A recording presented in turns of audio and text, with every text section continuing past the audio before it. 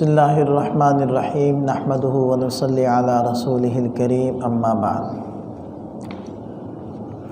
ہمارا پچھلے سبق میں واقعہ چل رہا تھا کہ نبی پاک صلی اللہ علیہ وسلم نے 8 ہجری میں حضرات صحابہ کرام کو جنگ کی تیاری کا حکم دے دیا اور آلات حرب کو وہ سنوارنے لگے اور صاف کرنے لگے، لیکن یہ نہیں بتلایا کہ کہاں حملہ کرنا ہے اور کدھر کا رخ کرنا ہے۔ تو پھر آپ علیہ السلام اپنے تقریباً 10,000 مقدس نفوس کو لے کر وہ مدینہ طیبہ سے روانہ ہوئے اور مکہ مکرمہ کا رخ فرمایا، اور مقام قدید پر جب پہنچے تو چونکہ آپ علیہ السلام بھی روزے سے تھے کیونکہ رمضان کا مہینہ تھا، اور حضرات صحابہ کرام بھی روزے سے تھے،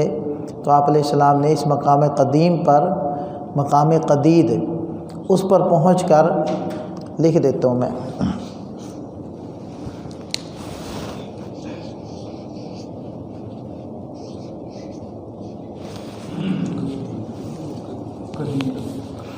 قدید،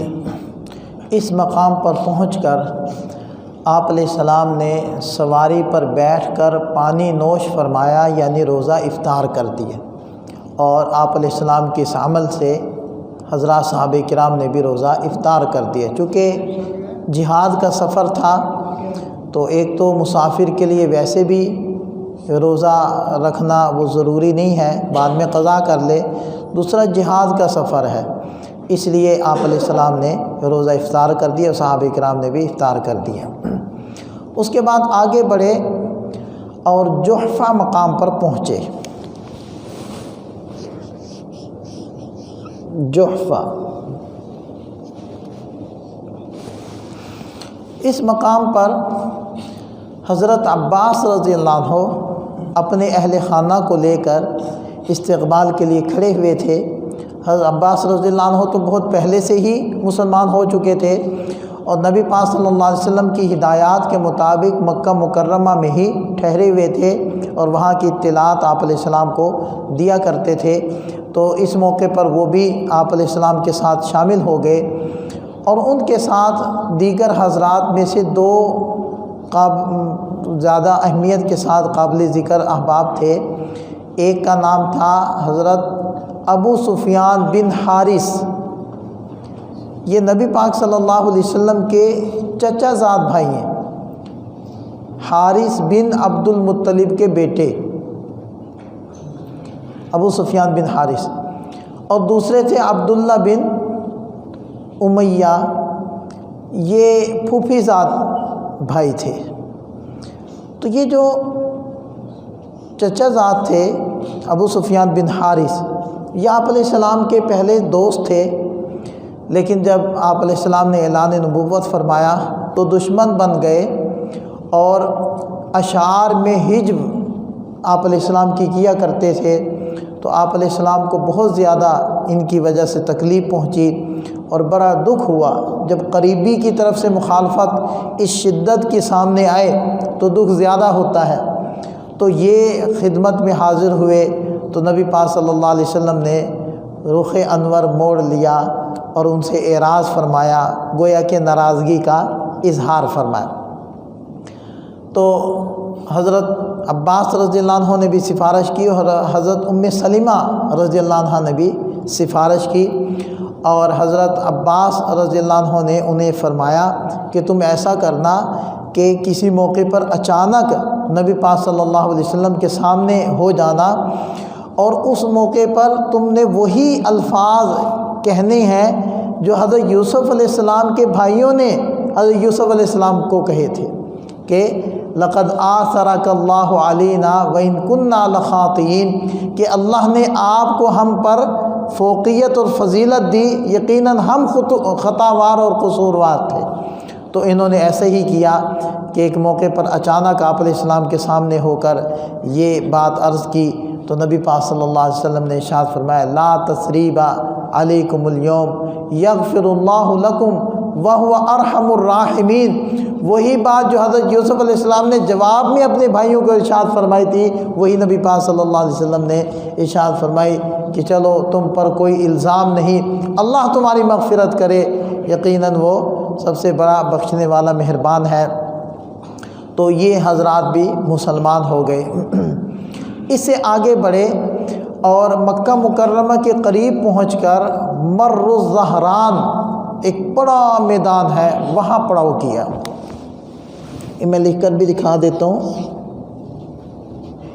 اردو سٹائل میں لکھ دیتے ہیں، مر الزہران۔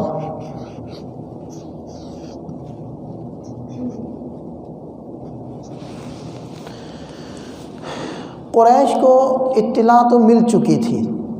نبی پاک صلی اللہ علیہ وسلم کے سفر شروع کرنے کی،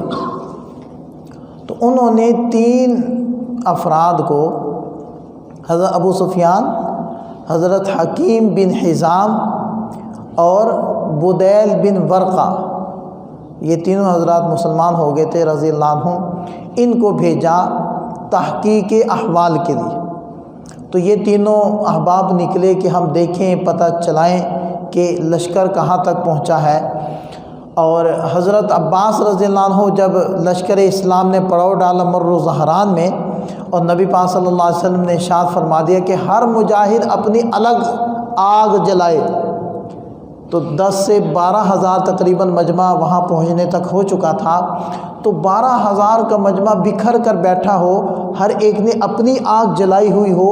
تو کتنا بڑا میدان بھر گیا ہوگا۔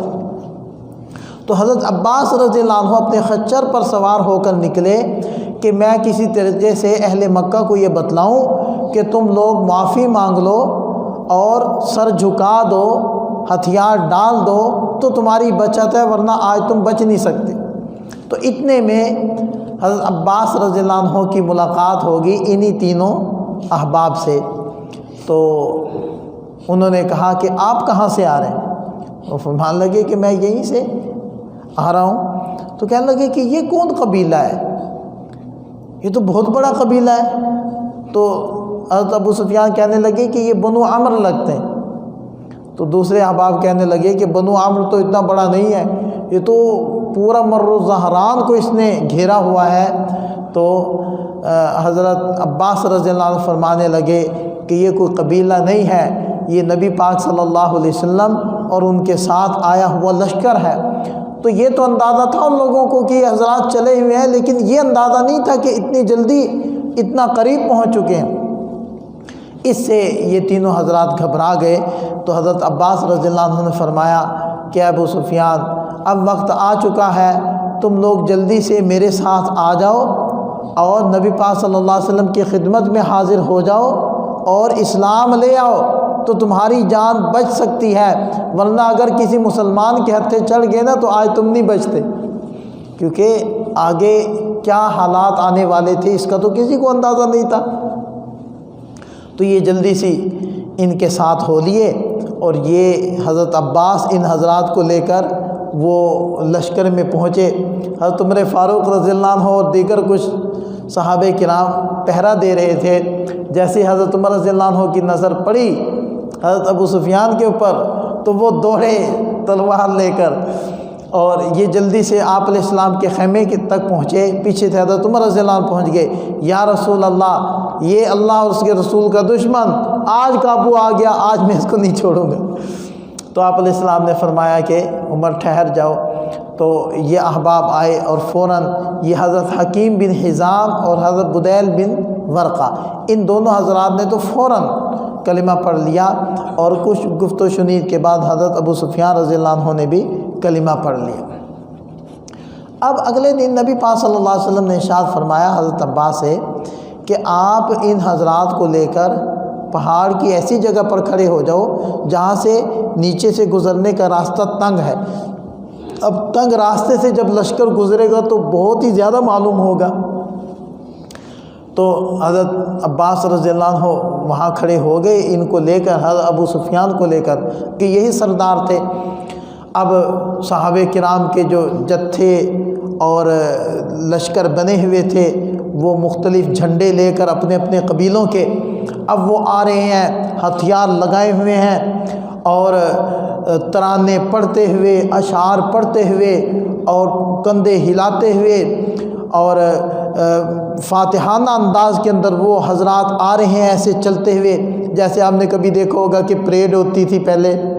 پاکستان کی آرمی کی، تو کیسے ایک ایک ٹکڑی آتی تھی چلتی ہوئی، تو آپ اسی کو سوچے کہ صحابہ کرام کس انداز میں آ رہے ہوں گے، کس شان و شوکت سے آ رہے ہوں گے۔ اب جب ایک لشکر پاس سے گزرتا تو حضرت ابو سفیان پوچھتے کہ اے عباس یہ کون ہے؟ تو وہ کہتے کہ یہ بنو غفار ہے، اور پھر آگے لشکر آتا تو یہ کون ہے؟ جی یہ بنو سعد ہے، جی یہ کون ہے؟ یہ بنو عمر ہے، یہ کون ہے؟ یہ بنو فلاں ہے، یہ بنو فلاں ہے۔ اتنے میں انصار کا لشکر اور جتھا آ گیا، اور وہ بھی ہتھیار لگائے ہوئے، ترانے پڑھتے ہوئے، جوش و خروش کے ساتھ جب وہاں پہنچے تو حضرت ابو سفیان نے پوچھا عباس یہ کون؟ انہوں نے کہا کہ یہ انصار مدینہ ہے۔ اور جب وہ قریب پہنچے تو حضرت سعد بن عبادہ رضی اللہ عنہ جو امیر لشکر تھے، انہوں نے پکار کر کہا اے ابو سفیان الیوم یوم الملحمہ، آج جنگ کا دن ہے، آج بیت اللہ کے اندر جنگ کرنا ہمارے لیے حلال کر دیا گیا ہے، آج خون ریزی ہوگی۔ تو حضرت ابو سفیان رضی اللہ عنہ گھبرا گئے یہ بات سن کر کہ میری قوم تو آج گئی۔ اب وہ انتظار کرنے لگے نبی پاک صلی اللہ علیہ وسلم کا کہ آپ علیہ السلام مجھے نظر آ جائیں، تو اتنے میں مہاجرین کی ایک جماعت کے اندر نبی پاک صلی اللہ علیہ وسلم بھی آتے ہوئے نظر پڑے۔ تو جب آپ علیہ السلام قریب پہنچے تو انہوں نے پکار کر کہا کہ اے اللہ کے رسول، سعد بن عبادہ تو کہہ رہے ہیں الیوم یوم الملحمہ، لڑائی کا دن۔ تو نبی پاک صلی اللہ علیہ وسلم نے ارشاد فرمایا سعد غلط کہہ رہے ہیں، الیوم یوم المرحمہ، آج مہربانی کا دن ہے، معافی کا دن ہے، عافیت دینے کا دن ہے اور رحمت کا دن۔ اور آج تو ہم بیت اللہ کو، کعبہ کو عظمت دیں گے، آج تو ہم اس کو پاک کریں گے، آج ہم اس کو لباس پہنائیں گے، آج تو رحم کرنے کا دن ہے۔ اور اس طریقے سے لشکر گزر گیا، اور جو مقصود تھا حضرت ابو سفیان کو وہاں کھڑا کرنے کا، وہ مقصود حاصل ہو گیا۔ اب ان کو چھوڑ دیا، اب آپ جائیں۔ تو اب یہ پہنچے بھاگم بھاگ مکہ مکرمہ میں، اور لوگوں کو کہا پکار کر کہ اے قریش، آج عافیت تمہیں تبھی ملے گی جب تم ہتھیار ڈال دو، کیونکہ نبی پاک صلی اللہ علیہ وسلم نے مکہ مکرمہ میں داخل ہوتے ہوئے پہلا اعلان یہ کیا تھا جو اپنا دروازہ بند کر لے گا اسے امن، جو ہتھیار ڈال دے اس کو امن، جو حرم میں بیت اللہ میں داخل ہو جائے اس کو امن۔ اور حضرت عباس رضی اللہ عنہ کی سفارش پر آپ علیہ السلام نے فرمایا جو ابو سفیان کے گھر میں داخل ہو جائے اسے بھی امن۔ تو جب یہ گھر پہنچے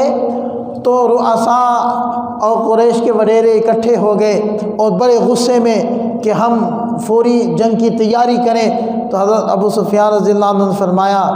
آج تیش میں آنے کا دن نہیں ہے، آج غصے میں آنے کا دن نہیں ہے، ہوش کے ناخن لو، میں اتنا بڑا لشکر دیکھ کر آیا ہوں کہ تم اس سے مقابلہ نہیں کر سکتے۔ آج بچنے کا ایک ہی موقع ہے اور ایک ہی طریقہ ہے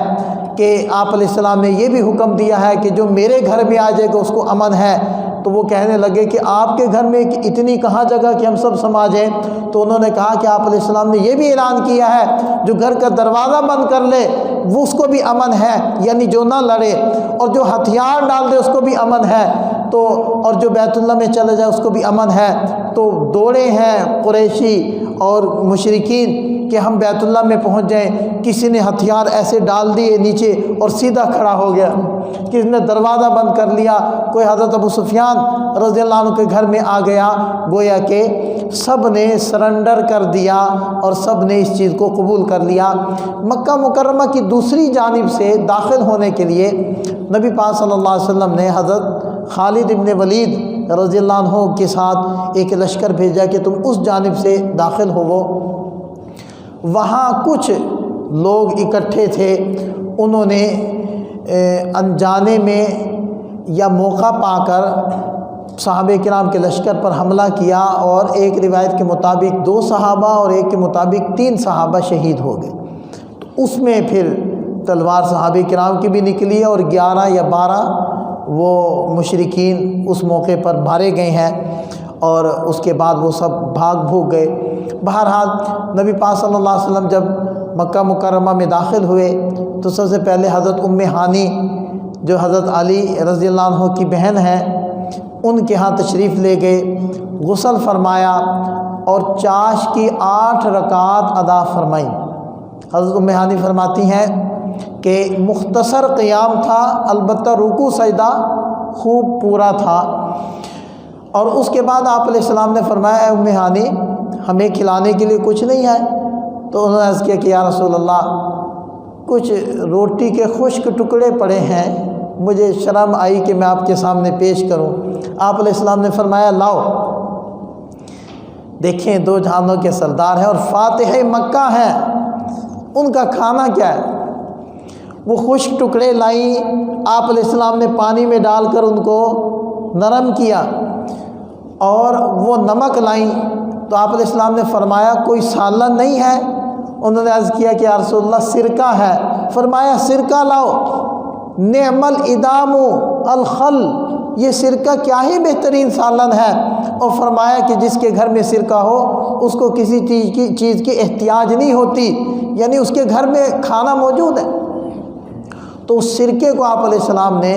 ان روٹیوں پر استعمال کر کے وہ کھانا نوش فرمایا، اور اس کے بعد بیت اللہ میں تشریف لائے، طواف کیا، حجر اسود کا بوسہ لیا، اور آپ علیہ السلام کے ہاتھ میں ایک چھڑی تھی۔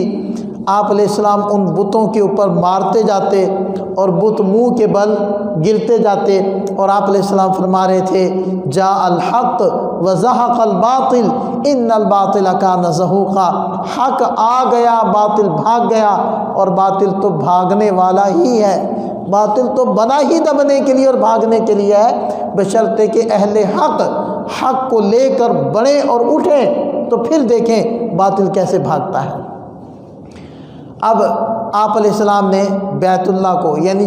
جن کے بنانے والے حضرت ابراہیم خلیل اللہ جو خود بت شکن ہیں، اور اپنا علاقہ چھوڑا شام کو صرف وہاں کے لوگوں کی بت پرستی کی وجہ سے، آج انہی کے بنائے ہوئے بیت اللہ کے اندر بت بھرے ہوئے، حتیٰ کہ حضرت ابراہیم اور حضرت اسماعیل علیہ السلام کے بھی مجسمے بنائے ہوئے تھے۔ تو آپ علیہ السلام نے ان بتوں کو گرانا شروع کیا، پھر بیت اللہ میں داخل ہوئے اور وہاں سے بتوں کو نکالا، اور بتوں سے بیت اللہ کو صاف فرما کر پاک فرما کر آپ علیہ السلام نے 2 رکعتیں ادا فرمائی۔ اب باہر تشریف لائے، تقریباً 12,000 کا لشکر مسلمانوں کا ہے، صحابہ کرام کا ہے، اور بقیہ ہزاروں کی تعداد میں مشرکین اور قریش مکہ وہ وہاں موجود ہیں۔ اب ان کی آنکھیں جھکی ہوئیں، نگاہیں جھکی ہوئیں، دل دھڑک رہے ہیں، گوشت پھڑک رہا ہے، ٹانگوں میں کپ کپاہٹ ہے، دل میں بے چینی ہے کہ پتہ نہیں کیا حکم ہوتا ہے۔ اور ہم تو یعنی اس مجمع میں آپ دیکھیں کہ کون لوگ تھے جنہوں نے آپ علیہ السلام پر پتھر پھینکے، کانٹے بچھائے۔ اس مجمع میں وہ لوگ بھی تھے جنہوں نے حضرت زینب رضی اللہ عنہا کو نیزہ مار کر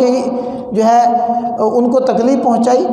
اس مجمع میں وہ لوگ بھی تھے جنہوں نے آپ علیہ السلام کے گلے مبارک میں کپڑا ڈال کر اس کو بل دیے اور آپ علیہ السلام کو سخت تکلیف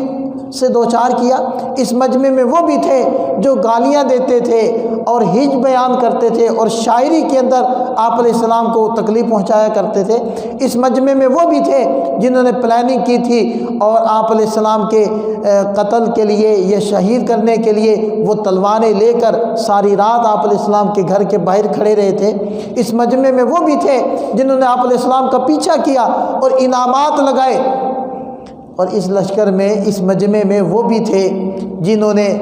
احد کے لیے، بدر کے لیے، غزوہ احزاب کے لیے میدان ہموار کیے اور لوگوں کو ورغلایا، تو کتنے بڑے بڑے مجرم موجود ہیں۔ اب سب سہمے ہوئے، ڈرے ہوئے کھڑے ہیں کہ کیا حکم ہوتا ہے، کیا آرڈر ہوتا ہے۔ آپ علیہ السلام اب حکم دیں گے کہ ایک ایک کو لاؤ ذبح کر دو۔ اتنے میں نبی پاک صلی اللہ علیہ وسلم نے ارشاد فرمایا، تمہارا کیا خیال ہے میں تمہارے ساتھ کیا کرنے والا ہوں؟ انہوں نے کہا، اخ کریم ابن اخ کریم، آپ بڑے کریم بھائی ہیں اور کریم بھائی کے بیٹے ہیں۔ تو سخی، شریف اور کریم آدمی کیا کرتا ہے؟ نبی پاک صلی اللہ علیہ وسلم نے اس موقع پر ارشاد فرمایا، لا تثریب علیکم اليوم اذهبوا انتم طلقاء، آج تم پر کوئی الزام نہیں، تم جاؤ، تم سب آزاد ہو، میں نے تم سب کو آزاد کیا۔ بس یہ اعلان سنتے ہی آنکھوں سے ایک سیلاب امڑ پڑا جو رخساروں پر بہنے لگا، اور سب نے بلند آواز سے کہا، اشہد ان لا الہ الا اللہ و اشہد ان محمد رسول اللہ، اور وہ مجمع کلمہ پڑھ کر مسلمان ہو۔ کیا اس وقت اس فضا میں گداز ہوگا، اور کیا اس وقت کی کیفیت ہوگی ان لوگوں کی کہ آپ علیہ السلام کے اس دریا دلی اور رحم دلی کے معاملے کو دیکھ کر کیسے دل پانی ہو گئے۔ اس موقع پر حضرات انصار مدینہ نے یہ عرض کیا کہ یا رسول اللہ، آپ نے جیسے اپنی قوم کے ساتھ اظہار محبت کیا ہے اور آپ نے جیسے ان کو معاف کیا ہے، کہیں ایسا تو نہیں ہوگا کہ آپ اب یہیں رک جائیں گے اور اپنی قوم میں رہنے لگیں گے اور ہمیں چھوڑ دیں گے؟ تو نبی پاک صلی اللہ علیہ وسلم نے فرمایا، اے انصار مدینہ، میرا جینا بھی تمہارے ساتھ ہے، میرا مرنا بھی تمہارے ساتھ ہے، میں تمہیں نہیں چھوڑوں گا۔ تو وہ خوش ہو گئے اور کہنے لگے کہ اللہ کے رسول، اب ہمیں اطمینان ہو گئے، کیونکہ ہم آپ کی جدائی نہیں برداشت کر سکتے۔ اب دیکھیں کہ مہاجرین نے ہجرت کی تھی تو مکانات تو نہیں نہ ساتھ لے گئے تھے، نہ زمینیں اٹھا کر لے گئے تھے، سب کچھ تو یہی تھا، اور ان کے اوپر غاصبانہ قبضہ کر لیا تھا قریش نے۔ تو اس موقع پر اگر انصاف دیکھا جائے، ظلم نہیں، صرف انصاف دیکھا جائے، اس کا تقاضا یہ تھا کہ نبی پاک صلی اللہ علیہ وسلم مہاجرین کو ان کے گھر بار اور ان کی جائیدادیں واپس دلواتے، لیکن آپ علیہ السلام نے ارشاد فرمایا کہ تم لوگوں نے جن چیزوں پر قبضہ کیا ہے، میں اعلان کرتا ہوں وہ سب تمہاری،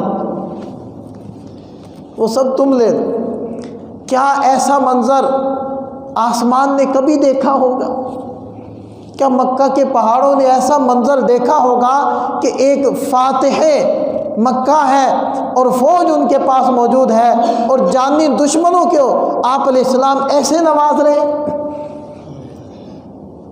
ایسے کریم نبی،